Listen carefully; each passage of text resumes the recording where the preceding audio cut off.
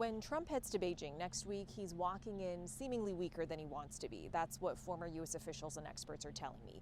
Here's the thing. He's going to be the first U.S. president to step foot in China in nearly a decade. But this Iran war has really scrambled the leverage going in. This trip was supposed to happen earlier this spring. President Trump pushed it back because of this war, which he said would last 4 to 6 weeks. Well, now it's been 10 weeks. The Strait of Hormuz is still closed. Gas prices are surging, and the president's approval ratings are at a record low.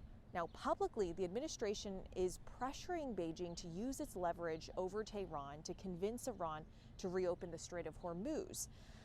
That's what Secretary of State Marco Rubio said publicly this week. But experts tell me that China doesn't really plan to deliver much on Iran or to get too deeply involved. They really see this as America's problem to solve, and they can wait this out for longer. Beijing has built up its strategic oil reserves. It's also invested heavily in clean energy.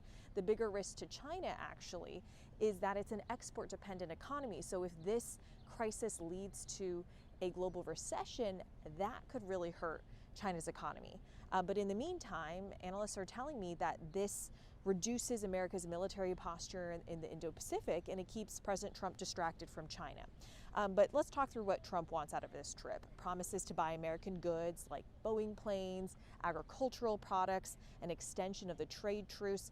And here's what Beijing wants, I'm told: to lock in the trade truce, to push back on U.S. export control, and overall, not to let this Iran war overshadow talks. They want to maintain broader, stable U.S.-China relations. So overall, expect a lot of fanfare, but deliverables really just on the margins. You know, both of these leaders want stable relations for very different reasons, but they want to keep that intact.